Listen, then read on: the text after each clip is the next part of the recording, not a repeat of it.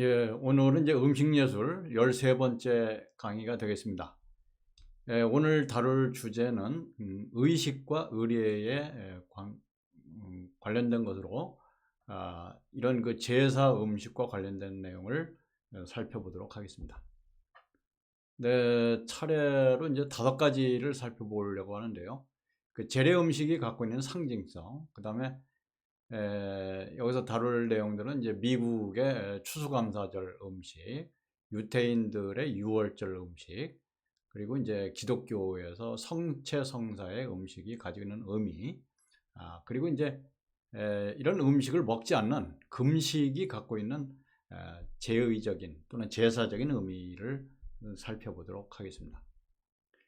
네, 첫째로 이제 이 재래 음식은 단지 음식을 먹는 것의 의미만 갖는 것이 아니라 그 음식이 갖고 있는 상징성이 있죠. 우리가 이제 특히 뭐 유교에서도 이제 제사를 드릴 때 음식을 어떻게 배치하느냐 뭐 이런 것도 상당한 상징성을 갖고 있는 것과 같이 재래 음식은 그런 그 상징성을 많은 상징성을 가지고 있다. 그래서 이제 이런 제사 의례에는 그 모든 문화, 그러니까 우리의 그 동양 문화뿐만 아니라 서양 문화에도 그런 제사 의례가 있고요.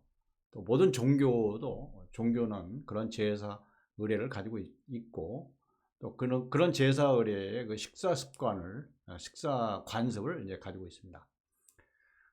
그리고 이제 재래 음식이 갖는 그런 재래 음식은 인지적 의미, 앞에서 우리가 살펴본 것처럼 뭐 표상, 예시, 표현과 같은 인지적 의미를 가지고 있고 그것이 갖고 있는 상징성을 이제 가지고 있습니다. 네, 이런 내용들을 우리가 한번 고찰해 보도록 하겠습니다.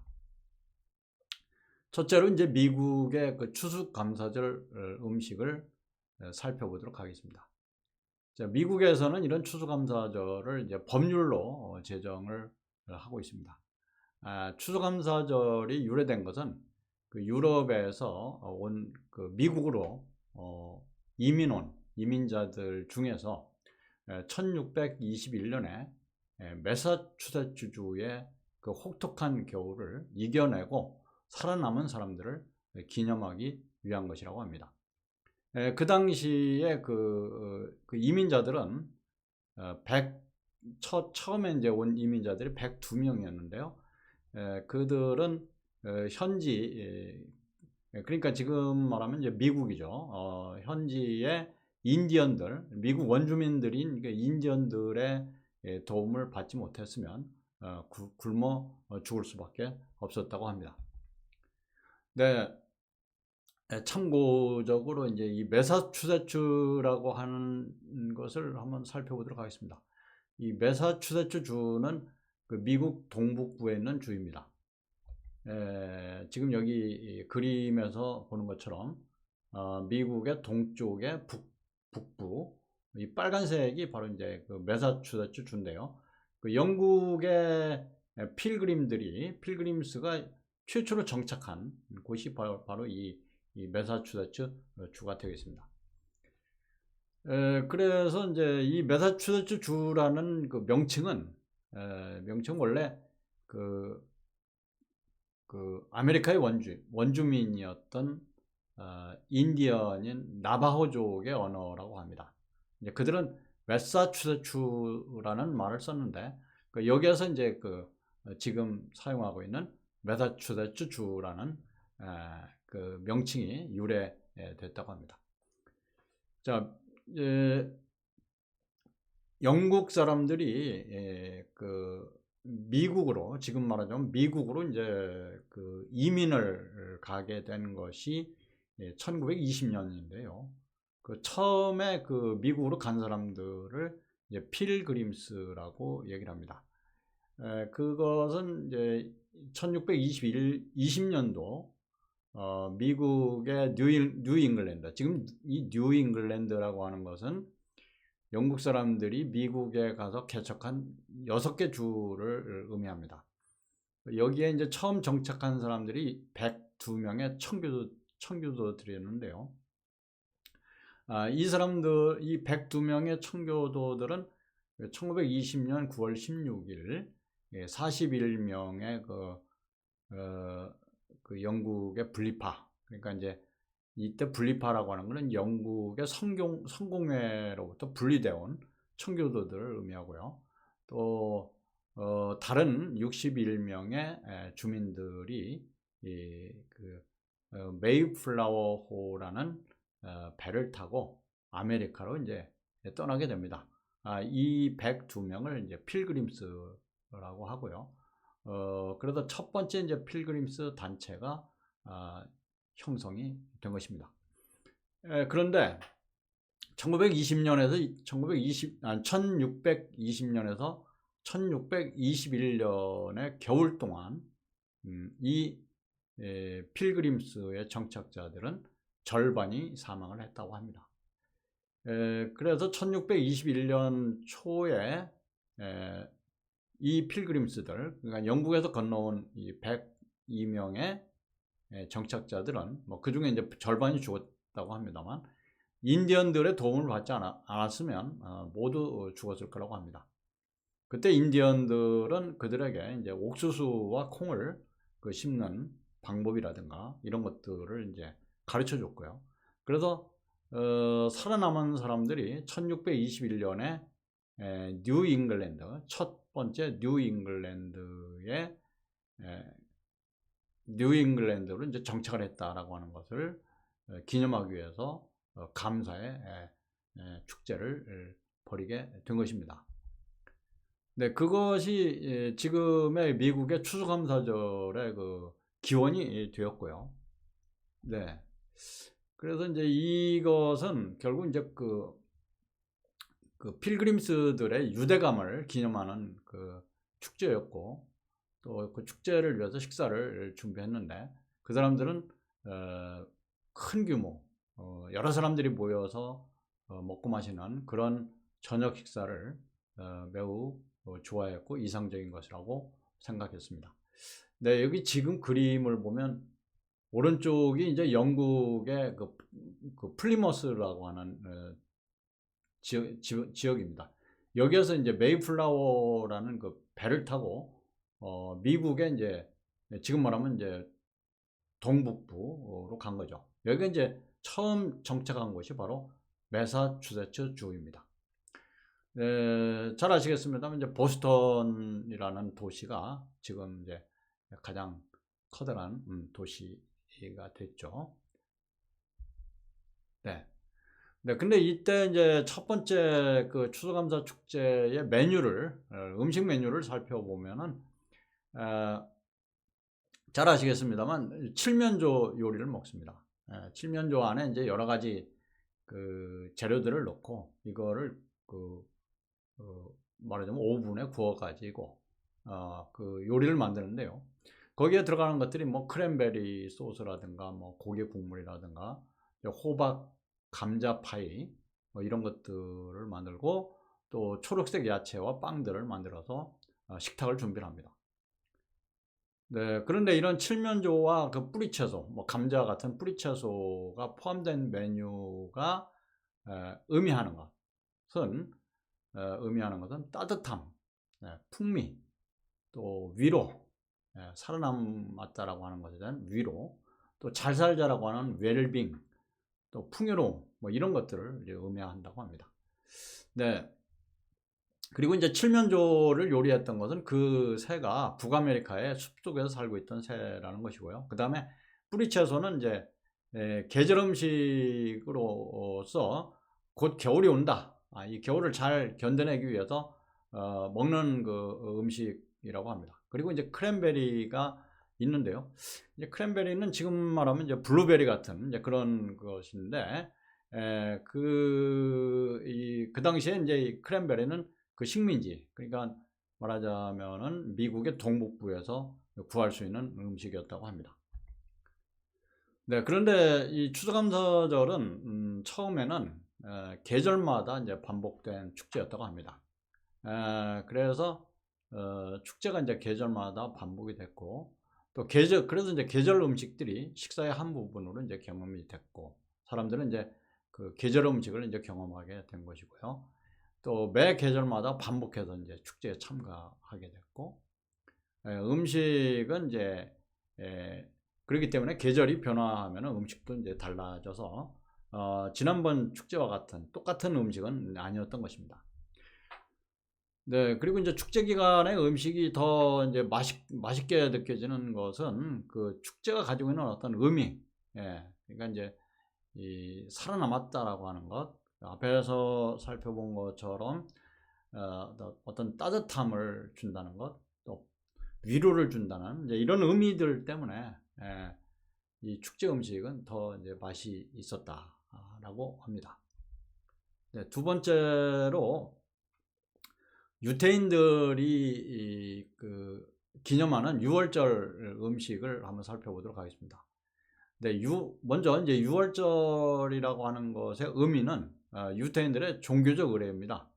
한자로는 이렇게 넘어간다 이제 그런 뜻이죠. 패스오버, 영어로 이제 패스오버로. 네, 이것은 이제 유대인들의 그 달력으로는 1월 14일 저녁을 의미한다고 합니다. 네, 이거 유월절을 기념하는 것은 그 유대인들이 그 이집트 왕국의 노예 생활로부터 탈출한, 그래서 출애굽이라고 하죠. 탈출한 사건을 기념하기 위한 것이고요. 그래서 이제 고대 이집트에 내려진 이제 모세가 이 유대인들을 지도해서 이제 애굽이죠. 이집트로부터 탈출해서 지금의 이스라엘로 이제 돌아오게 되는 것인데요. 이때 유대인들 그러니까 이집트 사람들에게 10가지 이제 재앙이 주어집니다. 뭐 성경에 나와 있는 내용입니다만 그 10가지 재앙 중에 뭐 물을 다 피로 바꾼다든가, 또 개구리들이 온 땅에 가득 찬다든가, 가축의 돌림병이 있다든가, 또 메뚜기가 너무 많아가지고 말이죠. 뭐 음식을 다 이제 먹는다든가. 근데 마지막의 재앙, 10번째 재앙이 이제 이집트 사람들의 장자, 그러니까 첫 번째 아들이 죽는 그런 재앙이었죠. 근데 이제 이런 재앙으로부터 넘어가는 거죠. 유대인들은 이런 재앙으로부터 넘어가서 이제 장자들이 죽지 않게 되는데, 그것을 기념하는 것이 바로 이 유월절입니다. 그래서 장자들의 죽음으로부터 넘어갔다, 이제 이런 의미를 가지고 있는 것이고요. 그래서 결국 그것은 유대인들이 하나님의 도움으로부터 결국 그런 재앙으로부터 구원을 받았다, 그런 재앙에서 넘어갔다 라는 그런 의미를 가지고 있는 것이죠. 네, 그래서 이제 출애굽기, 성경의 구약성경의 출애굽기에 기록된 유월절 예식을 보면은, 그래서 먼저 이제 양을 잡습니다. 양을 잡아가지고 그 피를 문인방과 문설주에 바른다. 이제 문인방은 지금 여기 그림에서 봅니다만, 이제 문이 있는데, 문의 윗부분에 있는 나무, 이거를 이제 문인방이라고 합니다. 여기에 이제 양의 피를 이제 발랐던 것이고요. 또 한 가지는 문설주는 이 양쪽의 기둥에 이제 또 양의 피를 바르고, 그래서 이제 이 문을 보면 이 문 위쪽에 이 나무는 이제 문인방이라고 하고, 이 문의 이제 두 개의 기둥이 되는 것은 설주라고 하고, 그 다음에 이제 아래쪽에 있는 것이 문지방이죠. 그래서 요 세 가지인데, 유대인들은 양을 잡아서 양의 피를 문인방과 문설주에 바름으로써 하나님이 장자를 죽이는 그런 재앙으로부터 넘어갈 수 있었다라고 하는 것이죠. 넘어갈 수 있었다. 그래서 이제 양을 잡고, 그 다음에 또 양의 살과 내장을 굽고, 무교병이라고 하는 것은 이제 누룩을 넣지 않는 그래서 이제 부풀리지 않은 그런 빵을 말합니다. 그리고 그것을 쓴 나물과 이제 곁들여서 먹었다. 그 6월절을 기념하기 위해서. 지금 요 그림을 보면은 요 그림이 바로 이제 그 6가지, 그 6월절에 먹는 6가지 음식을 이제 말하는 것입니다. 그래서 양의 정갱이 다리, 그 다음에 뭐 계란, 그 다음에 이제 허브, 뭐 이런 것들로 이제 해서 6가지 음식이 차려지는데요. 그 내용을 구체적으로 좀 살펴보겠습니다. 그 6월절 음식은 이 유대인들의 접시 위에 차려지는 6가지 음식을 말합니다. 앞에서 그 그림에서 본 것처럼 첫 번째가 이제 구운 양을 구워 가지고 이제 그 다리를 먹는 것이고요. 두 번째는 계란을 구워서 먹고, 세 번째는 이제 허브인데 그 쓴 허브를 먹고, 네 번째는 하루셋이라고 해가지고 이 사과, 계피, 꿀, 와인 등을 배합해서 이제 반죽해서 만든 음식이 이제 하루셋입니다. 그 다음에 다섯 번째가 파슬리고, 여섯 번째가 이제 작은 그릇에 담은 소금물, 이렇게 6가지 그 음식이 차려지는데요. 이제 그 음식들이 가지고 있는 그 의미, 그 음식들이 무엇을 상징하는가 하는 것을 살펴보겠습니다. 첫째로 구운 양의 다리는 하나님이 유대인의 집은 넘어가고 이집트인들의 첫 번째 자식을 죽였다라는 그런 의미를 가지고 있습니다. 그것이 이제 구운 양의 다리고요. 두 번째는 구운 계란은 결국 이제 부활을 상징한다. 거기에서 뭐 계란에서 이제 생명이 탄생하는 것처럼 어떤 부활을 상징한다는 것이고요. 그 다음에 쓴 허브를 왜 먹냐면 이집트에서의 속박, 구속되고 거기서 당하는 어떤 슬픔과 고통, 뭐 이런 것들을 이제 상징하는 것이 쓴 허브입니다. 그리고 하루셋은, 하루셋이라고 하는 것은 앞에서 이제 그 잠깐 본 것처럼요, 뭐 사과, 계피, 꿀, 와인 이런 것들을 이제 배합해서 만드는데, 이 하루셋은 결국 유대인들이 이집트 사람들을 위해서 사원, 뭐 집을 지을 때 사용했던 몰타르, 그러니까 이제 지금 말하면 무슨 뭐 시멘트 같은 이제 이런 그 성격을 갖는 것이죠. 그것의 촉감을 느껴보도록 하는. 근데 그 당시 이제 이집트인들로부터 고통받을 때 어떤 그 감각을 상징하는 것이죠. 그래서 이제 그 하루셋은 또 쓴 허브와 함께 먹음으로써 유대인들이 받았던 그런 고통, 그 다음에 슬픔, 뭐 이런 것들을 이제 그 기념하는 것입니다. 그 다음에 파슬리는 새로운 봄이 올 것을 상징한다. 그런 고통 속에서도 새로운 봄을 맞이할 것이라는 어떤 그 희망과 기대, 뭐 이런 것들을 이제 상징하는 것이고, 그 다음에 이제 작은 그릇에 이제 소금물을 담아서 그 소금물을 이제 맛을 보는데, 그것은 눈물, 이제 그 고통의 눈물을 상징하는 것이라고 합니다. 네. 그리고 이제 이 출애굽, 이 6월절에 먹는 빵은 그 무교병을 먹는데요. 무교병은 그 지금 말하면 이스트를 넣었잖아요. 그러니까 누룩을 넣지 않음으로써 부풀려지지 않은 그런 빵을 무교병이라고 합니다. 그래서 이제 빵이 부풀려지기 전에 오븐에서 꺼내야 하고요.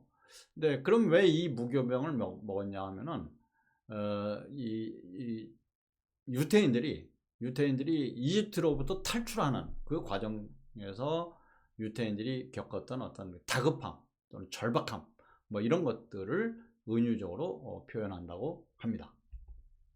네.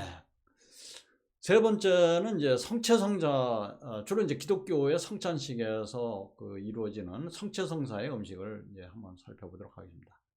그 성찬식은 그리스도를, 예수죠. 예수를 앞에서 살펴봤던 6월절, 그 6월절의 어린 양으로 이제 묘사하는 이제 그런 의식이죠. 그게 이제 성찬식입니다. 그래서 성찬식은 결국 그리스도의 몸과 피를 먹는 것이죠. 그래서 빵을 먹는 것은 그리스도의 몸이고, 또 포도주를 먹는 것은 그리스도의 피를 상징하는 것이죠. 결국 이 성찬 음식을 먹고 맛본다라고 하는 것은 결국 그리스도에 대한 어떤 믿음, 또 종교적인 믿음을 의미하는 것입니다. 네, 그래서 그런 의미를 갖고 있고요. 이제 그것을 잘 설명해주고 있는 것이 바로 지금 여기 그림에서 보이는 것처럼 레오나르도 다빈치가 그린 이 최후의 만찬이라는 이제 그림입니다. 자, 이 최후의 만찬은 예수가 십자가에 못 박히기 전에 12제자와 함께 그 만찬을 하는 그 장면을 그린 것입니다. 그 성찬식의 빵과 포도주를 이제 은유적으로 예시하는 그림인데요. 네. 그리고 이 빵과 포도주를 먹고 마시는 것은 바로 그리스도의 몸을 먹고 피를 마시는 것을 의미하는 것입니다. 그것은 결국 그리스도의 희생, 그리스도가 자신을 희생함으로써 그런 새로운 어떤 부활을 의미하기도 하고, 또 신비로운 재현에 참여한다. 그러니까 예수의 몸을 먹고 피를 마심으로써 새로운 부활에 참여한다. 뭐 이런 의미를 가지고 있는 것입니다. 이제 그것은 이제 신약 성경에 보면 누가복음 22장 17절에서 20절 사이에 이제 이런 내용들을 이제 담고 있는데요. 예수가 이제 제자들에게, 이 12제자에게 이제 이런 말을 하죠. 이것은 너희를 위하여 주는 내 몸이다. 이 잔은 내 피로 세우는 새로운 언약이다. 뭐 이런 말을 하고 있습니다. 그래서 결국 이 기독교의 성찬식에서 빵과 포도주라고 하는 것은, 빵은 그리스도의 몸을, 또 포도주는 그리스도의 피를, 이것을 마심으로써 부활의 신비, 또 새로운 언약의 신비에 참여한다. 이런 의미를 담고 있는 것입니다. 네. 자, 지금까지는 이제 먹는 얘기를 했는데요. 종교에는 먹는 것만 있는 것이 아니라 오히려 먹지 않는 것을 어떤 제사의 의미로 가지고 있는 것이 있습니다. 그래서 이제 금식에 제의적 의미가 있다. 여기서는 이제 세 가지를 보려고 하는데요. 기독교의 렌트, 그 다음에 이슬람교의 라마단, 그 다음에 유태교의 욤 키프로, 이 세 가지가 갖고 있는, 이제 금식이 갖고 있는 이제 제의적 의미를 한번 살펴보도록 하겠습니다. 우선 기독교의 렌트라고 하는 것은 사순절을 의미합니다. 그래서 이제 예수의 부활을 앞두고 약 40일 동안, 부활절을 앞두고 40일 동안 이제 몸과 마음을 청결하게 하고 경건하게 하기 위해서 금식을 하고, 이제 뭐 특별 기도회를 갖고, 기독교인들은 잘 아시겠습니다만, 그래서 이제 경건의 훈련 기간을 기독교의 렌트, 사순절이라고 하는데요. 사순절이라고 하고, 그것은 금식을 통해서 몸과 마음을 정결하게 한다. 이런 또 경건하게 한다라고 하는 그런 의미를 담고 있습니다. 두 번째로 이제 이슬람의 라마단.